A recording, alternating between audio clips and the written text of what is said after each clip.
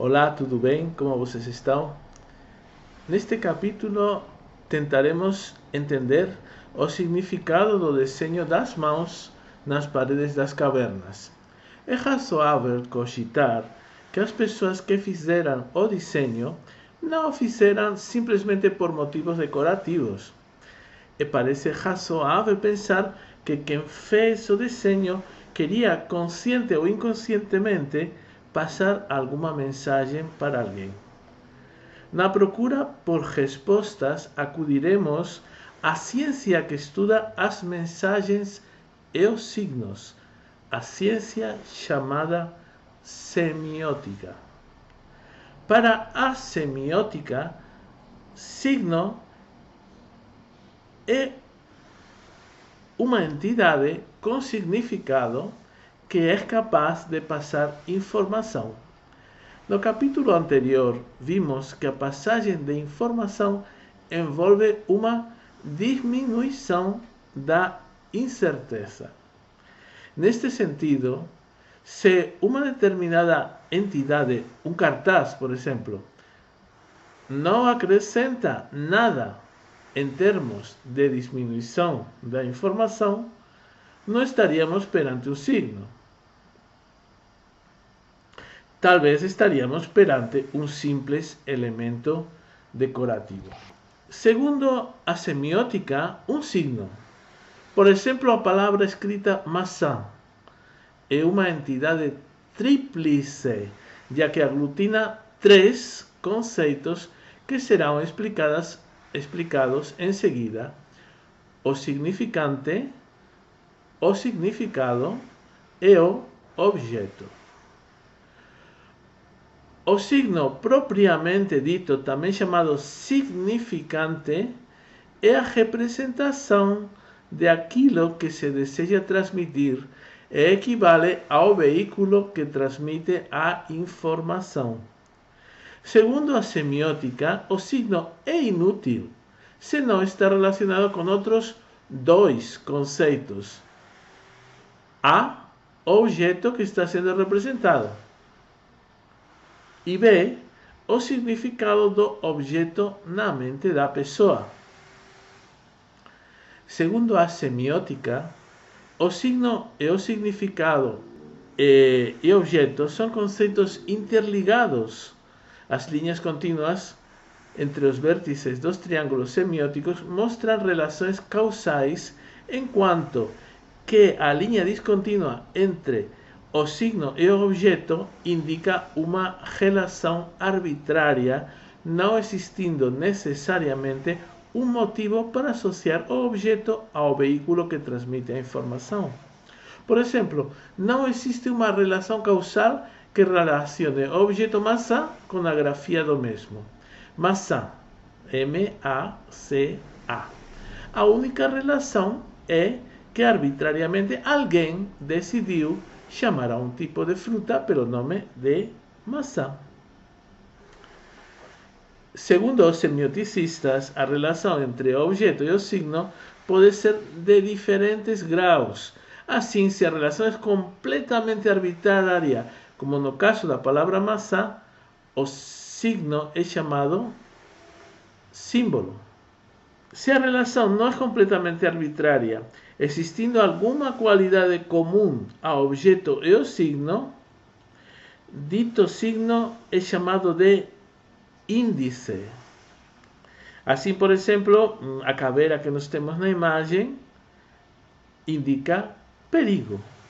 Então, leva a caveira que um objeto não tem relação diretamente com o significado perigo, mas tem algo a ver e leva a pensar nesse significado. Então, estamos perante um índice.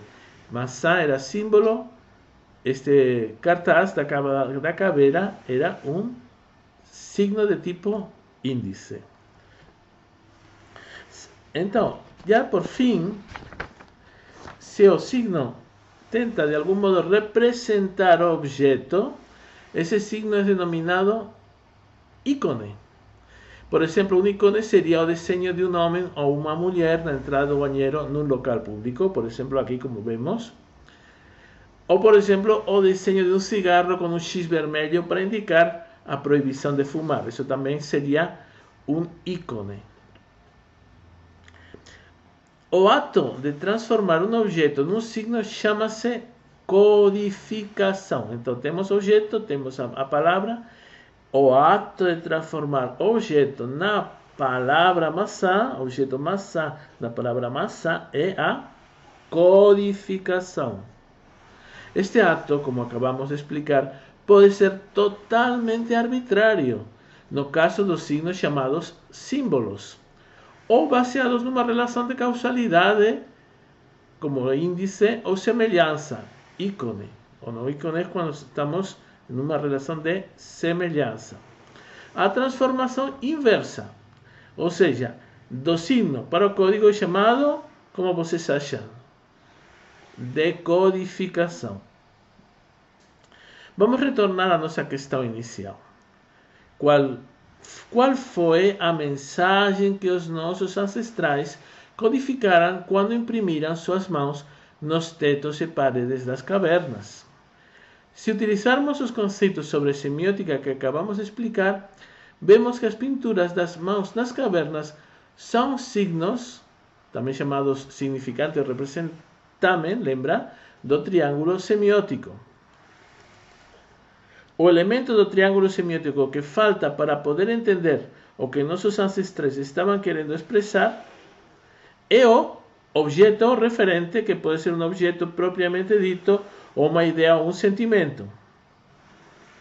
Infelizmente, se a pintura das mãos for um símbolo, dentro da definição semiótica de símbolo, não existirá nenhuma relação de causalidade entre o objeto e o signo, a pintura. Nesta situação, no caso de supor que a mão fosse um símbolo, o objeto seria extremamente difícil de decodificar, porque não teria relação causal, nenhuma relação. Contudo, se a pintura das mãos encaixa dentro da categoria semiótica de índice, a segunda, tá? Ou dentro da categoria de ícone, a terceira, a nossa tentativa de decodificação poderia ser melhor sucedida. No caso da pintura ser, no caso terceiro, um ícone, a única mensagem que a pintura nos forneceria é a simples imagem de uma mão, desprovida de qualquer outra conotação. Ou seja, a pintura da mão significa uma mão. Neste caso, não estamos pensando que aconteça isso. Não parece que este seja o caso, mas bem parece que a impressão das mãos nas paredes das cavernas levam a outra realidade diferente, embora relacionada com a própria mão. Neste caso, poderíamos afirmar que a pintura da mão na caverna pertence à categoria semiótica de, o que vocês acham? Índice. Contudo, existem numerosas possibilidades do que as pinturas das mãos em cavernas poderiam evocar. Vamos a pensar algumas delas, algumas possibilidades. Por exemplo, as pessoas colocavam, vamos supor, podiam colocar a mão na parede como parte de um ritual de iniciação, como ritual de entrada na puberdade. Isso acontece com algumas pinturas em algumas tribos da África. Isso já acontece, mas não são mãos. Mas existem pinturas decorrentes de um ritual de início da maturidade. Outra possibilidade seria que era uma forma de levar a conta dos membros de uma comunidade. É como falar, vamos ver quem somos nós, vamos colocar todas as nossas mãos. E cada um já se lembra de onde colocou a sua mão. Ou indicavam quem eram os proprietários da caverna, como falar, esta caverna me pertence, esta caverna é minha. Então, aí colocavam as mãos falando, este grupo humano é o que tem a posse da caverna. Ou, como já falamos, falar a ideia de eu estive aqui, tá? Essa é outra forma outra possibilidade. Contudo, existem, então temos várias possibilidades de tipos de mãos, mas existem algumas mãos que são com falta de algumas falanges das mãos. Então, não tem alguns dos dedos. Então, as mãos que não têm falanges nos dedos, o que significavam? Olha, a principal teoria sobre isso era que as mãos, os dedos, pode até parecer uma besteira, mas era o que foi a principal teoria. Os dedos estavam em falta por conta de que eles caíram por causa do frio extremo da era do gelo. Para nós até pode parecer um pouco simplório, mas isso é uma teoria que já houve durante muitos anos. Outra teoria, claro, falando, se não tem essa teoria, qual que nós poderíamos ter? Outra teoria é que existia uma automutilação dos dedos por conta de algum tipo de cerimônia onde os dedos eram oferecidos para os deuses, tá? Bom, isso me lembro, por exemplo, na Yakuza, no Japão, existe automutilação digital. Então, alguns membros da Yakuza cortam, amputam um dedo. Então, não é uma questão cultural, também poderia ser, né? Ou, na verdade, outra opção é que as mãos sem dedos, ou com menos dedos, indicavam que os dedos eram dobrados, né? Para codificar, sem palavras, algum tipo de informação, uma espécie de código Libras. Lembra do código de Libras? Então, tem várias possibilidades. Para podernos decidir por alguma das anteriores possibilidades, ou talvez procurar por outras diferentes, a semiótica oferece outro recurso que deve ter-se em consideração para a interpretação adequada de qualquer signo. E esse recurso é o chamado contexto. Ou seja, aquilo que existe ao redor do signo é que pode ajudar a interpretar-lo, seja o contexto físico ou o contexto histórico-cultural onde o signo foi realizado. Com relação ao contexto físico, estas mãos aparecem em locais normalmente elevados ou com difícil acesso, como em paredões de acantilados ou na profundeza das cavernas. Com relação ao contexto histórico, olha, vemos aqui este gráfico que representa a temperatura ao longo dos milhares de anos, desde faz 200.000 anos até hoje, até o dia de hoje. Então, à direita, o ponto mais à direita é hoje, e vai recuando o tempo desde hoje, né, até faz 6.000 anos, 7.000 anos, 8.000, 9.000, ou seja, vai de hoje para detrás. O ponto zero é hoje, né? Tá? Então, nós chegamos ao ponto de já quase 200.000 anos. Mas olha aqui, porque este gráfico, mas professor, como conseguiram obter a temperatura de faz 200.000 anos? Ou 150.000 anos? Olha, eles obtiveram essa temperatura a partir de cilindros de hielo que se extraíram perfurando as geleiras da Groenlândia. Então, eles faziam uma perfuração, extraíam da geleira um enorme cilindro de vários metros, onde, claro, a hielo mais antigo era o hielo que estava mais embaixo.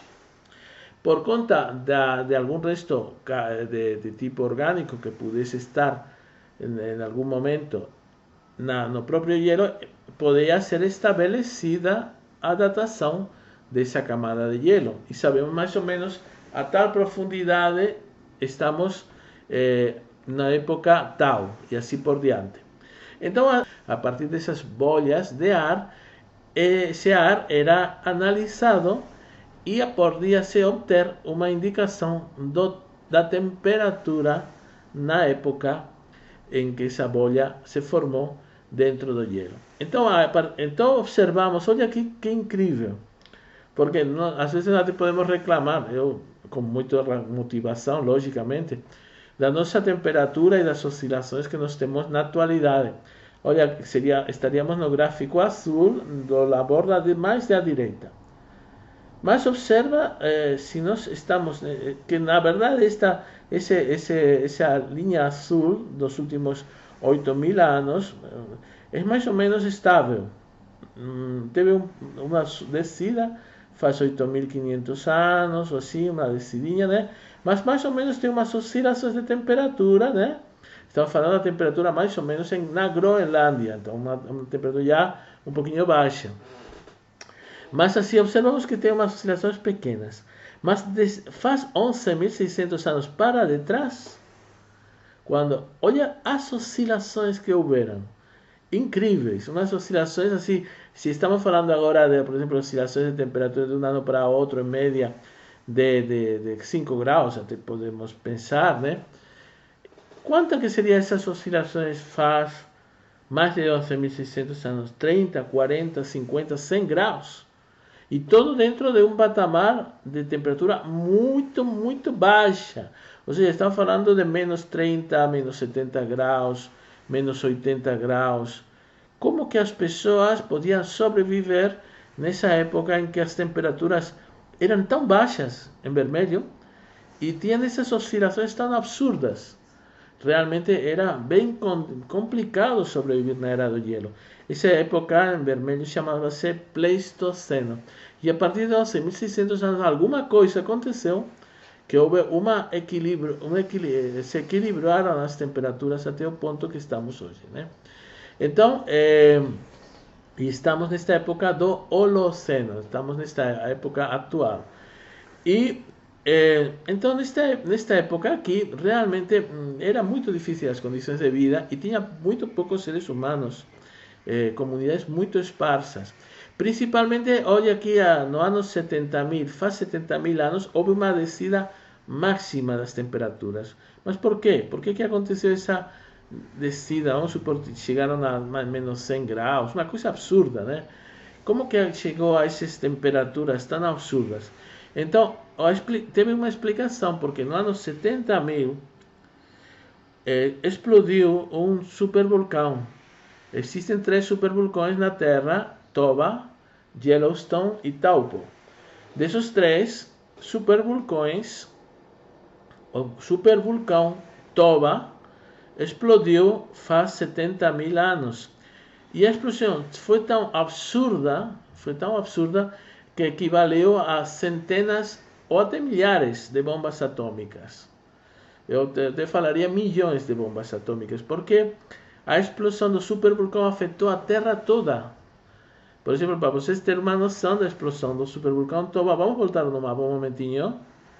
Essa explosão do supervulcão Toba conseguiu, perto daqui da esquerda, secar o Mar Vermelho. Ficou seco, completamente seco, o Mar Vermelho, por conta simplesmente da própria explosão do vulcão. Então imagina a força da explosão. E o que aconteceu depois? Além de destruir, matar um monte de seres humanos, um monte de animais, nessa explosão morreram milhares de seres vivos. Então sempre se pensa nos dinossauros, lembra?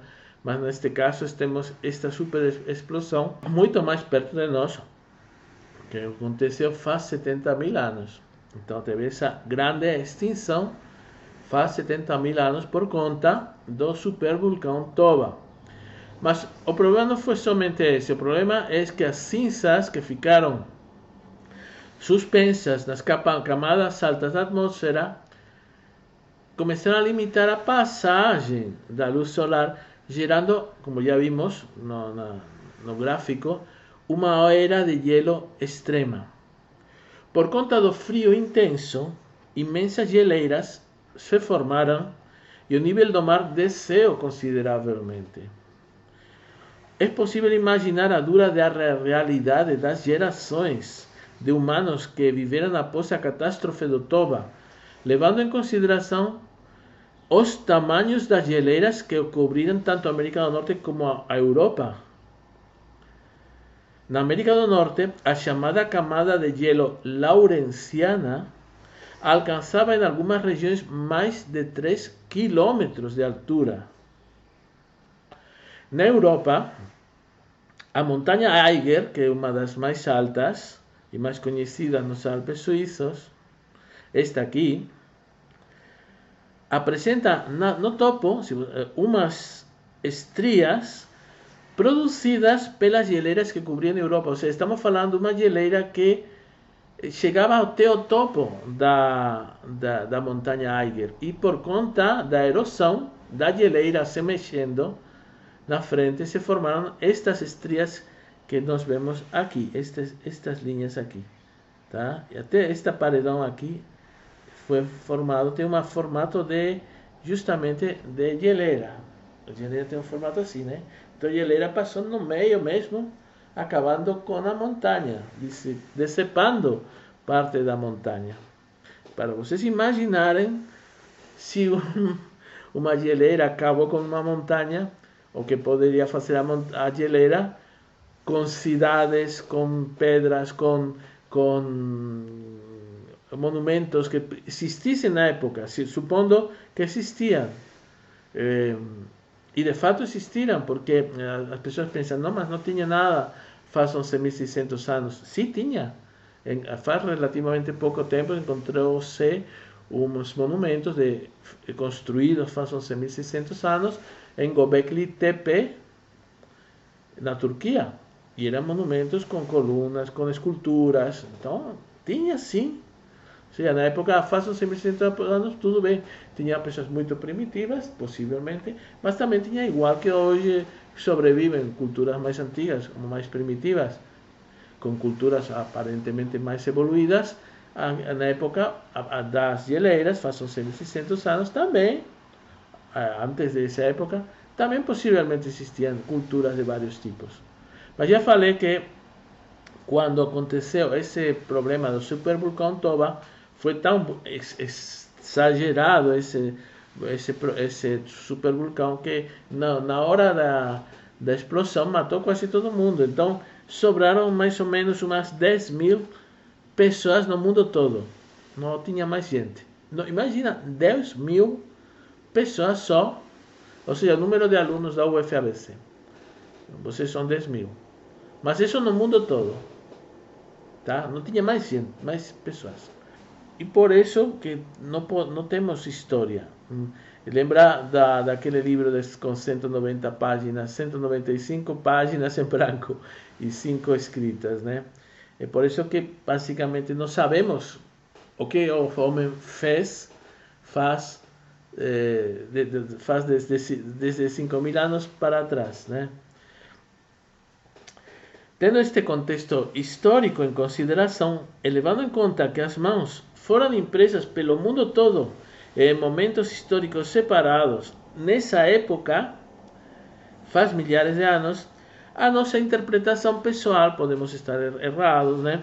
É que o ser humano em situações críticas parecidas pode produzir realizações semelhantes também.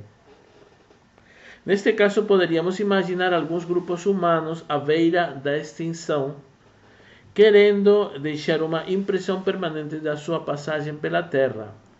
Por isso mesmo, existindo outras possíveis interpretações, que comentaremos também em futuros capítulos, ou em futuras aulas, né? Achamos que as mãos impressas nas cavernas poderiam representar a materialização da necessidade do ser humano de deixar constância do seu passagem pela Terra. Algo assim como dizer, eu estive aqui. Bom, ao igual que as pinturas das cavernas, o ser humano atual, hoje, tem procurado passar mensagens semelhantes em outros contextos históricos. Esta mão, de onde que vocês acham que surge esta mão? Olha, esta mão pertence à famosa placa da sonda espacial Pioneer 10. Está dentro da sonda espacial Pioneer 10, que foi lançada em 1972 no Cabo Cañaveral, e sua missão era explorar os planetas Júpiter e Saturno. Está aí dentro, está em um lateral dessa estrutura. Depois, a sonda, já quando passou Júpiter e Saturno, abandonou o sistema solar em direção às profundezas do universo, numa viagem de milhares de anos de duração. Então, esta sonda vai viajar milhares de anos pelo universo. A placa desenvolvida pelos astrônomos Carl Sagan, que está aqui, Frank Drake, é uma espécie de cartão de visita dos humanos para uma possível civilização extraterrestre que em alguma hora, estamos falando milhares de anos, possa interceptar a sonda Pioneer 10. Então vamos ver qual poderia ser o que significou cada uma destas desenhos na placa. Então vamos ter que fazer esse esforço agora que já estávamos fazendo com as mãos na placa feita atualmente.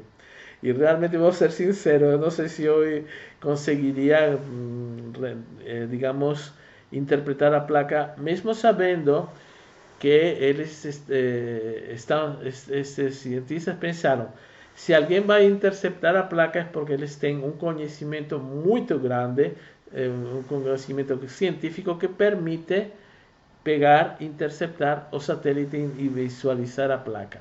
Então, em princípio, queremos transmitir ideias que sejam comuns, por causa das leis físicas do universo, agora, aqui no nosso mundo, e talvez num mundo distinto. Tá? Então, por conta disso, que, claro, estamos falando de pessoas, cientistas que fizeram a placa e que colocaram esta simbologia na placa. Então, por exemplo, o que vocês acham no número 1, estas duas bolinhas separadas por um tracinho? O que vocês acham que isso poderia ser? Pensa assim, quem escreveu isso são gente de muita cabeça, muito inteligentes, cientistas, pensando que vão encontrar outros cientistas, talvez, digamos, pegando essa placa no futuro. Então, esse número 1, eu acho que, bom, eu pelo menos eu não consegui interpretar, porque o meu conhecimento de física não é muito grande, né? E o número 1 representa a inversão do spin do elétron do hidrogênio, que produz uma radiação de 21 centímetros de comprimento de onda, basicamente a distância entre as duas bolinhas, esse segmento no meio, né? Bom, desculpa, eu não teríamos que procurar um pouquinho mais para poder realmente te dar uma interpretação, porque realmente, infelizmente, eu não tenho esse conhecimento de física suficiente para entender essas duas bolinhas totalmente. Então, e convido vocês, se vocês quiserem, ter um tempinho e analisar um pouquinho mais todo esse tema do spin, do elétron, etc. Bom, vamos ver então o que significa o 2. Olha, no 2 temos assim como se fossem umas linhas, né? Umas linhas. E nas linhas aparece como se fosse uma codificação, uma coisa estranha, como se fossem uns tracinhos. Presente, não presente. Algo. E neste caso, para poder mostrar, para que possamos ver que os tracinhos não são parte da linha, neste caso os tracinhos estão por fora da linha, é como se fosse um código. Tá? Um código de barras, né? Um código de barras do lado da linha. Neste caso está na própria linha, mas estou querendo significar que esses tracinhos aqui significam um código, algo que significa. E aí, o que eles quiseram falar? Então, neste caso, cada linha representa a distância da Terra, neste caso a Terra estaria no meio, a cada um dos pulsares mais próximos dela. O que é um pulsar? Ou seja, esta linha, a distância, o que seria a própria linha, o tamanho da linha, representa a distância aos pulsares. E o que é um pulsar? Um pulsar é uma estrela que pisca. Então, como poderíamos saber qual estrela é cada qual? Pela quantidade de piscadas, pela frequência das piscadas. E essa frequência das piscadas são as que estão codificadas nestas coisas, desenhos aqui, que seriam números, ainda não apresentamos, mas números em código binário, ou seja, entre ceros e unos. E então seriam números em binário, aqui seria um número, outro número, onde a frequência dos pulsares está codificada em binário acima de cada linha, tá? Então, se vemos um pulsar, uma estrela piscante, vemos a frequência, comparamos, vemos todos os pulsares que existem em volta, colocamos eles em ordem, vemos que uns piscam mais que outros. Então, colocamos essa indicação dos pulsares. Então, se fizermos uns tracinhos desde os pulsares, identificaríamos o local da Terra, porque esta seria a distância, tá? Bom, eu sinceramente, eu não sei se foi uma boa ideia fazer a placa, porque não sabemos realmente as intenções de uma futura, uma civilização que possa pegar a placa. Com esta indicação dos pulsares, estamos falando para ele a localização perfeita da Terra no meio do universo. Então, será que isso era bom? Será que eles vão vir em paz? Ou eles vão vir querendo nos conquistar? Se eles veem esta placa. Bom, agora já não tem como reclamar, porque já a placa foi encaminhada. Então é só rezar para que se alguma vez tiver alguma civilização avançada que pegar essa placa, não sejam pessoas assim, com ideias ruins, né? Então, no caso do 3, já temos aqui o 3, que seria esta espécie de plato, né? Um plato, uma espécie de plato aqui, um retângulo, né? Então, o 3 é mais fácil de interpretar. Porque é a silhueta da própria sonda espacial. Então, nós temos o 3, a silhueta da própria sonda espacial. Agora já o 4 já identificamos, embora que vocês possam pensar, não, o 4 é fácil, porque são seres humanos. Para uma pessoa que não conhece a biologia humana, talvez seja, não podemos imaginar que seres de outras galáxias muito longínquas vão ter nossa forma humana. Talvez não tenham essa forma humana, sejam completamente distintos. Então, o 4, embora possa parecer fácil de interpretar para nós, para uma pessoa, para os seres de outras galáxias, talvez sejam meros rascunhos, meros, assim, linhas meio que aleatórias, né? Porque eles não têm onde colocar essas linhas em 3D, não imaginam esse, digamos, rascunho em 3 dimensões. Então, para nós está fácil 4, mas se para outros talvez não seja tão fácil. A 5 já é mais fácil de interpretar, porque vemos o nosso sistema solar, o Sol, os planetas, né, os diversos planetas, e a sonda espacial entre Júpiter e Saturno, que está com a linha aqui, escapando na direção do universo. Então, isto se daria para saber mais ou menos e interpretar. Então, esta aqui está bastante fácil de interpretar, este nosso sistema solar, né? Embora não está representado o cinturão de asteroides, que é uma quantidade de asteroides enorme que está entre Marte e Júpiter, um monte de pedras entre Marte e Júpiter, e também não está a nuvem de Kuiper e a nuvem de Oort, que são os outros grupos de asteroides, milhares, milhões de asteroides que estão formando como se fosse uma camada de proteção ou de perigo, né? Em volta do nosso sistema solar. Então, nosso sistema solar, na verdade, por fora, está cheio de milhões de pedras, né? Girando, que poderíamos falar, não, estão nos protegendo. Em parte sim, em parte pode ser também um perigo para a própria Terra, mas é raro, porque a Terra e os planetas estão bem afastados uns dos outros, né? Então, nós temos essa interpretação dos elementos da placa do satélite Pioneer 10.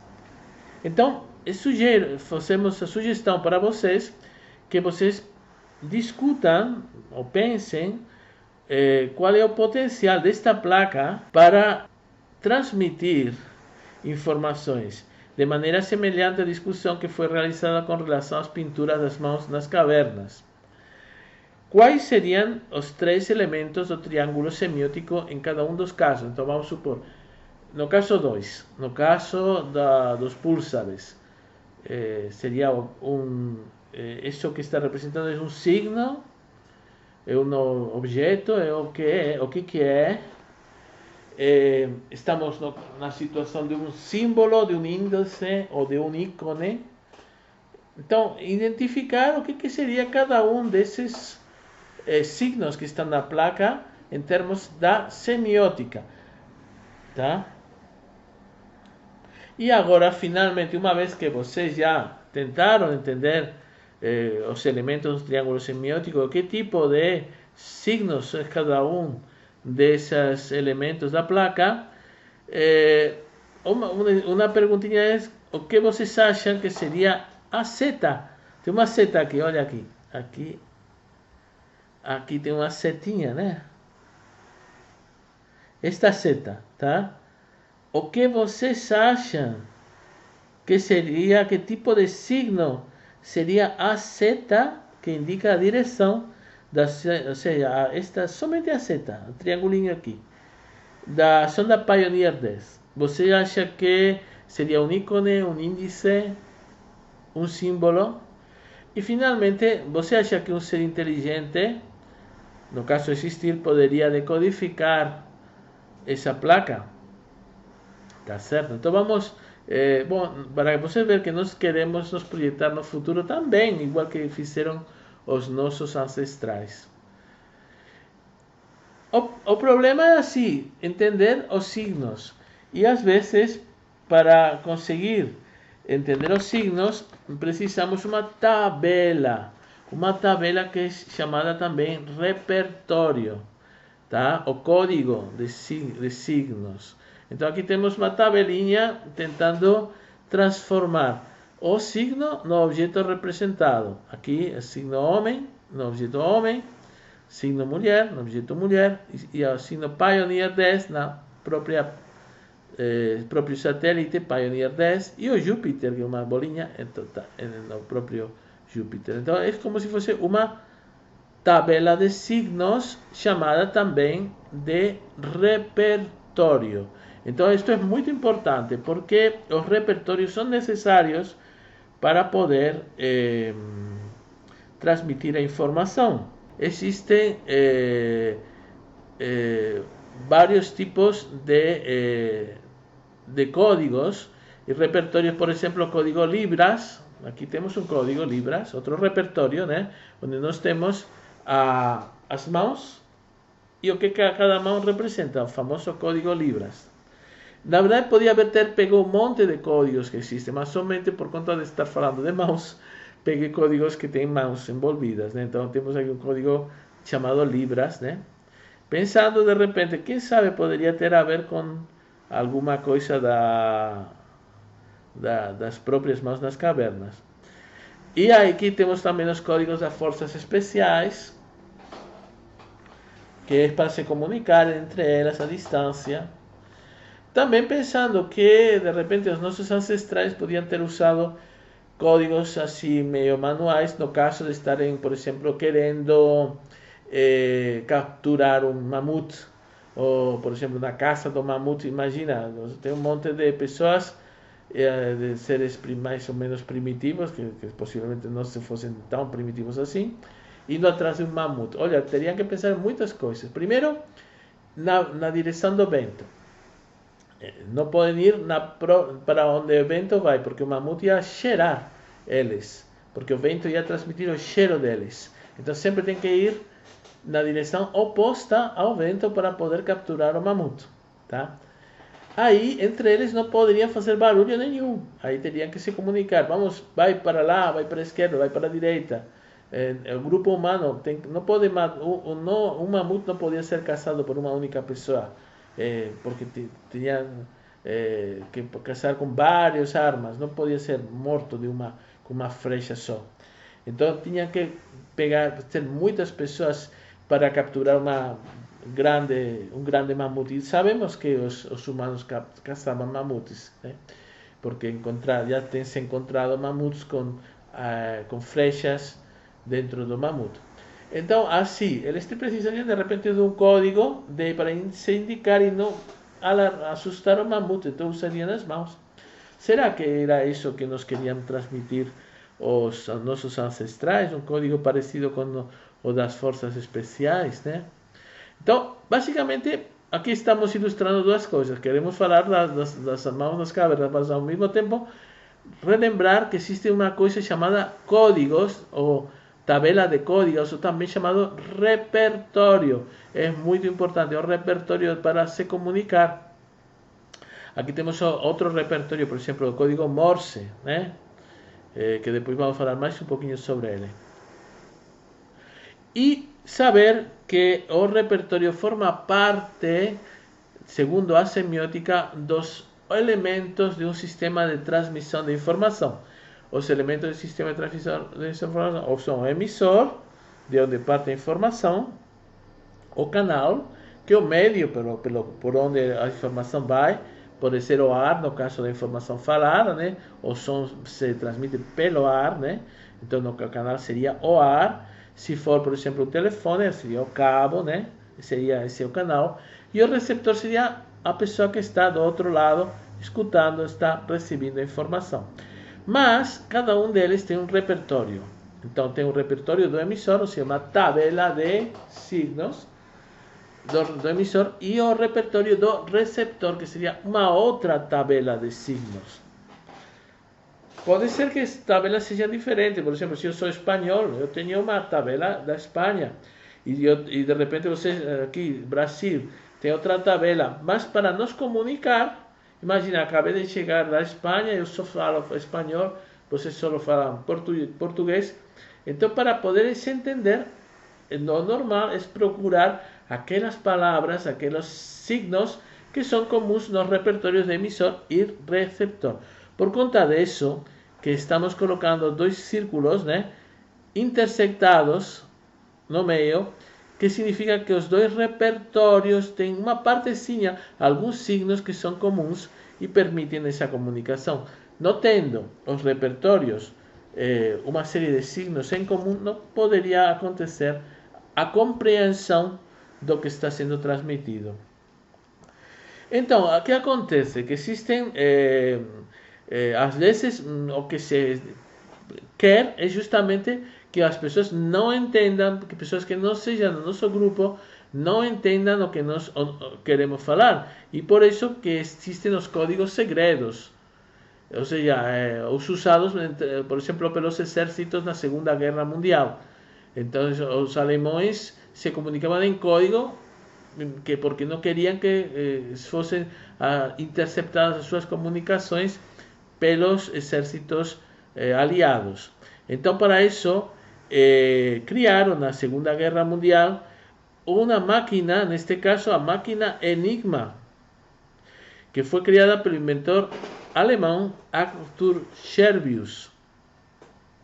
Esta máquina para criptografar informação foi utilizada pelos nazistas nas comunicações dos submarinos alemães chamados U-boats durante a Segunda Guerra Mundial. Era para se comunicar entre os próprios submarinos.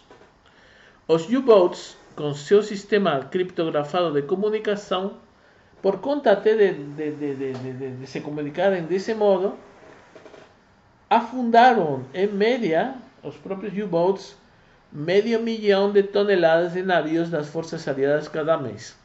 Bom, os americanos, em vez de contar as pessoas que morreram, eles contaram quanto perderam material do exército. Tudo bem. Então, eram vários milhões de toneladas dos próprios barcos, toneladas de aço. Bom, então, olha a destruição tão grande que aconteceu por conta disso. Então, era prioritário entender a máquina Enigma.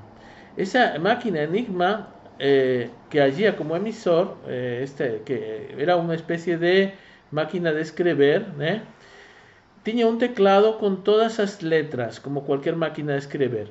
Mas na parte superior das letras, aquí acima,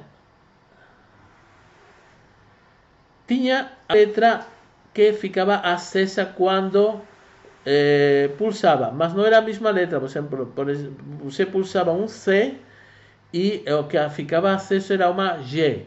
Você pulsava um H e ficava acesa outra letra.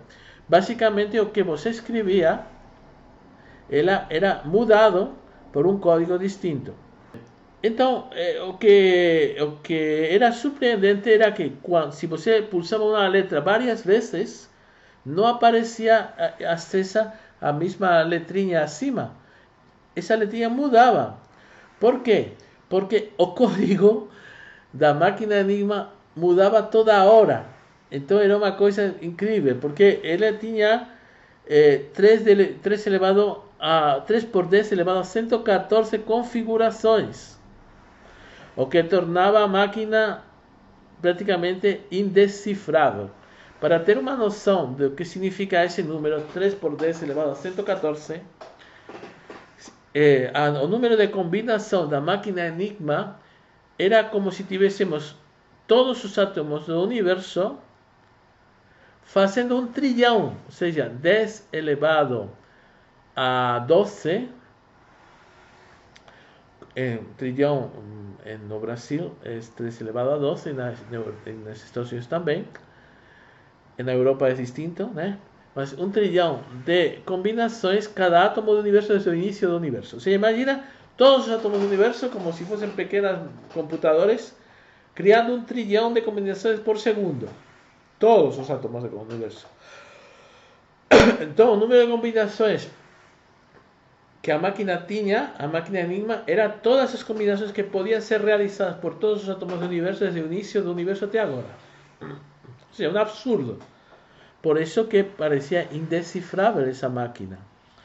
E juntaram-se um monte de cientistas para tentar decifrar a máquina. Onde que eles se juntaram? Aqui, neste local aqui bonito, nas periferias de Londres, numa cidade pacata chamada Bletchley Park.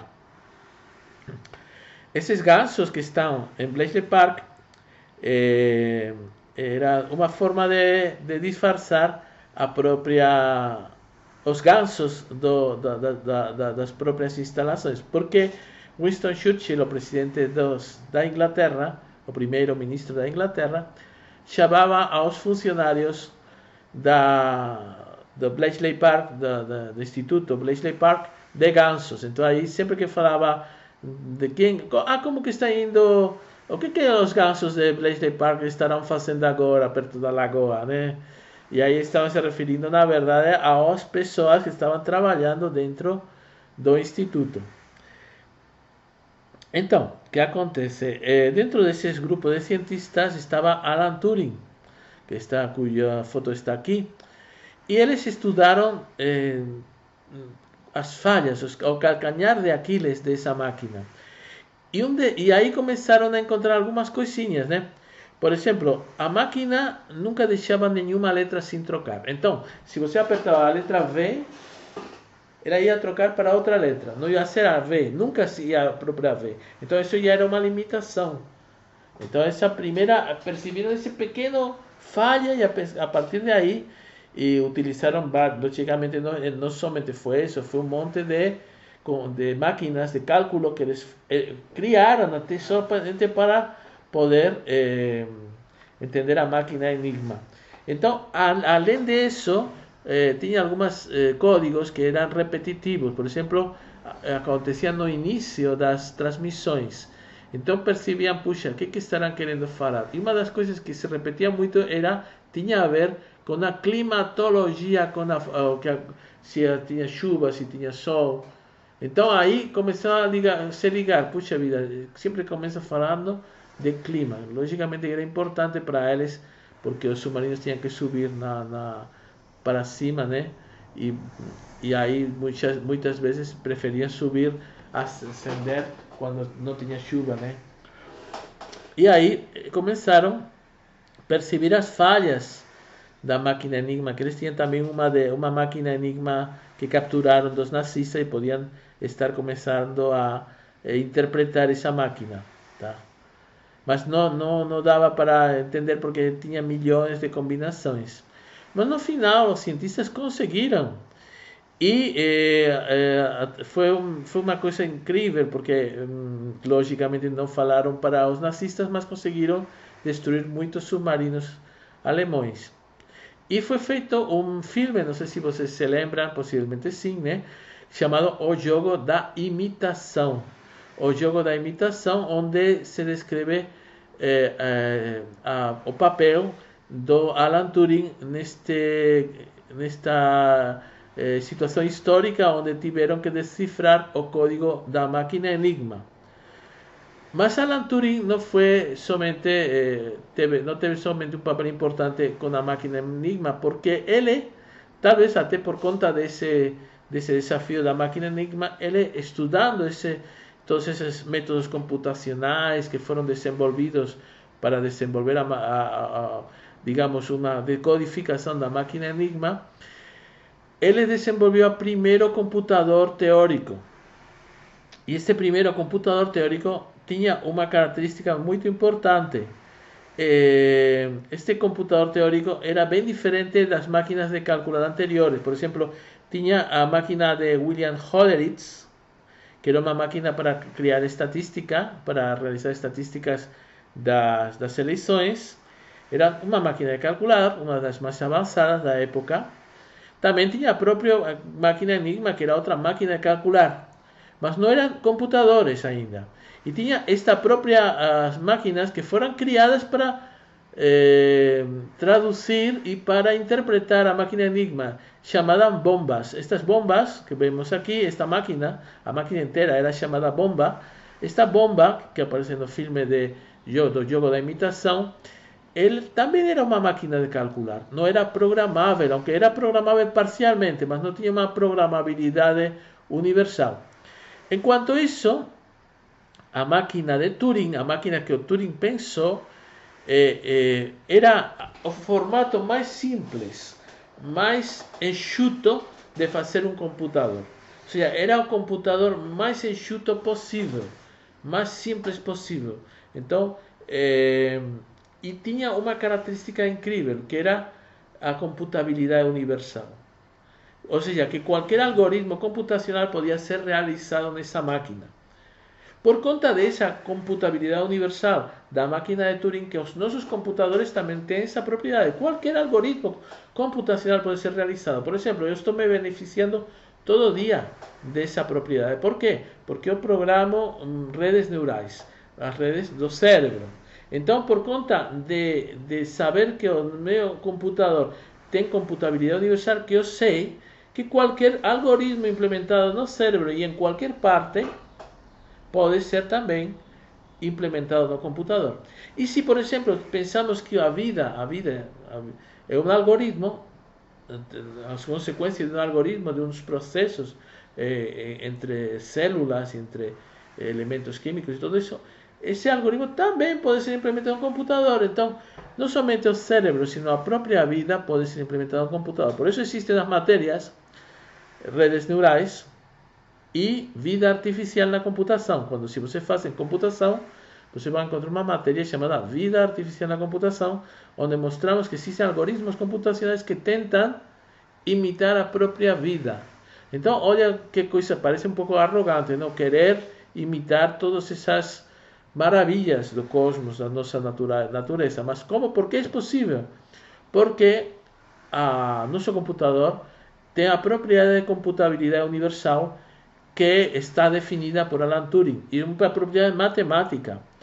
Uma propriedade matemática que ele demonstrou na máquina de Turing dele. E em que consistia a máquina de Turing, agora que já estamos entrando assim em matéria? A máquina de Turing consistia simplesmente em uma fita que tinha uma espécie de células.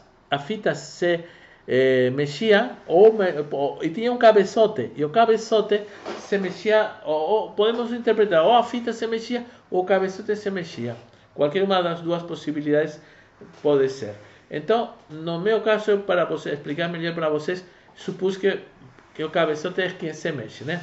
Então, o cabeçote pode escrever símbolos na fita, apagar, escrever e se deslocar.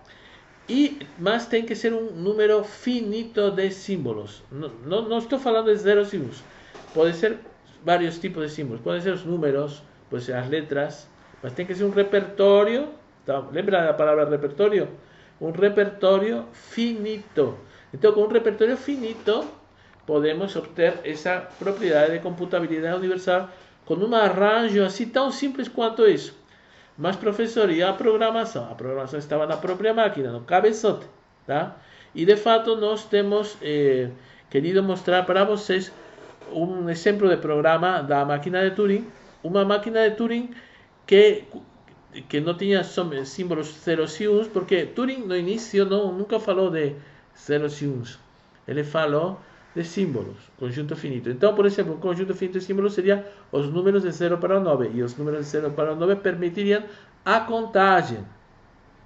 Tá certo? Contar de 0 para... Então, temos feito aqui um exemplinho para vocês, né? Para mostrar como poderia ser acontecer uma contagem decimal com a máquina de Turing. Então, por exemplo, aqui temos o cabeçote, temos a fita, né? E esse cabeçote que vai se deslocar para a direita e para a esquerda. Então, como seria o programa? Olha, o programa seria assim. Temos duas instruções, I1 e I2. A I1 seria a semitabela superior, I1. E essa semitabela, dividindo a tabela pela metade, para baixo seria instrução I2. Tá certo? Então, a instrução, a parte superior seria como se fosse um if composto, digamos, código if C, composto por várias opções. E abaixo também por várias opções. Tá? Então, isso indicava para onde que se mexia o cabeçote em cada momento, o que ele escreve e qual seria a seguinte instrução. Então, por exemplo, vamos supor que queremos fazer este programa aqui que acabamos de mostrar é para que a máquina de Turing faça uma contagem em decimal. Então, vamos começar por 0. Vamos supor que temos aqui o cabeçote, pegamos a primeira instrução na parte superior dessa tabelinha aí e fala que desloca, se você encontra, se o cabeçote está na frente de uma célula vazia, desloca o cabeçote para a esquerda. Isso que estava escrito aqui acima, né? Se não tem nada na frente do cabeçote, escreve nada e desloca para a esquerda. E vai para a instrução I2. Então, nós vamos agora para a instrução I2, que está um pouquinho em amarelo na semitabela inferior. Então, aí já fala outra operação.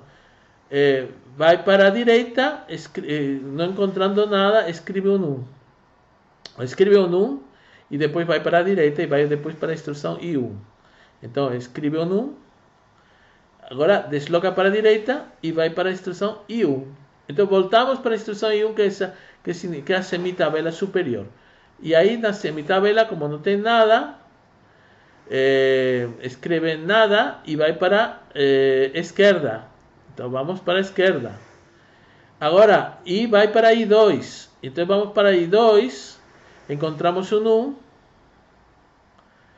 escreve 2 e vai para a direita. Encontramos um 1, escreve 2 e vai para a direita. Então vamos depois de novo para a instrução I1, que é a parte semitabela superior. Como não tem nada, escreve nada e vai para a esquerda. Agora vamos para a instrução I2. I2 tendo um 2, escreve 3 e vai para a direita. E assim por diante. Então já temos mais ou menos a noção. Mas chegando em 9, vamos supor que ao invés de 3 temos um 9, né? Que seria o que faríamos? Se tivermos um 9, o que se faz, que se indica a instrução I2, escreve um 0, vai para a esquerda, né? E volta para I2. E já voltando para I2, encontra nada, escreve um 1 e vai para a direita. Então temos, como vemos, já a passagem de 9 para 10, né? E assim, esse mesmo processo de 9 para 10, o que seria de 99 para 100, de 999 para 1000. Então, com esse programinha um pouquinho complicado, né? Podemos fazer toda a contagem em decimal, utilizando a programação da máquina de Turing. Mas, assim, houve uma mudança muito importante na máquina de Turing. Como na teoria o que era preciso era um repertório finito de símbolos, chegou Claude Shannon, um cientista muito importante que nós vamos falar dele várias vezes, e ele propôs falar, por que nós não usamos o código mais simples, uma codificação em binário, em vez de usar qualquer símbolo. Então, por conta de fazer uma codificação binária, aí eles mudaram e as coisas que eram escritas na fita de Turing eram feitas em binário. Era possível fazer isso sem alterar a teoria da máquina de Turing. E a partir desse momento em que Shannon falou para escrever códigos em binário na máquina de Turing, é que entramos na nossa civilização digital atual. Uma civilização onde tudo é binário. Por exemplo, os nossos celulares, quando você fala pelo celular, essa informação é transformada instantaneamente em código binário. Ou seja, está gravando-se, depois grava-se, e se você olha dentro do celular, vai encontrar um monte de uns e zeros. Só isso. Não números normais. Somente uns e zeros. Todo escrito em binário. Por quê? Porque alguém pensou que tudo podia ser escrito em binário. E as computações podiam ser escritas todas em binário. Lógico que dá um pouquinho mais de demora no processo. Porque um código binário é mais grande do que um código, digamos, decimal, por exemplo. Mas vai permitir um processamento mais uniforme. O processamento digital é um processamento muito versátil e que podemos gravar essas informações em vários tipos de médios, e por isso que é todo convertido em uns e zeros atualmente. Então, olha, códigos digitais, por exemplo, código digital, um exemplo de código digital, estamos falando de código em binário, né? Aquele código que está quando você aperta um botãozinho do teclado, chamado código ASCII, esta tabelinha aqui.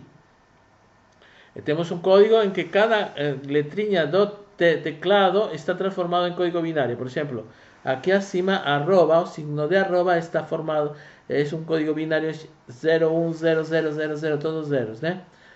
São 1, 2, 3, 4, 5, 6, 7, 8. Deixa eu ver.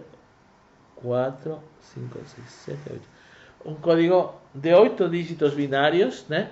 Podemos fazer, codificar todas as letras do teclado de um computador. Então, quando você aperta uma letrinha do teclado do computador, o que passa pelo fio desde o teclado até o computador é justamente esta sequência binária de dígitos binários, 1 e 0. O código Morse também, que foi criado em 1837, também consta de dois tipos de dígitos.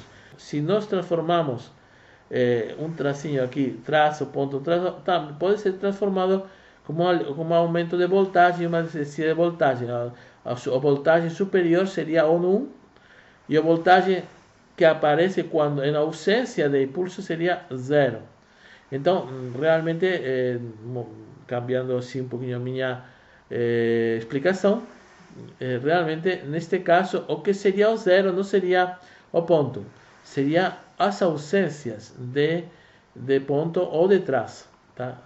Então nós temos aqui que pode ser interpretado de um modo binário digitalmente qualquer um destes códigos que são código Morse.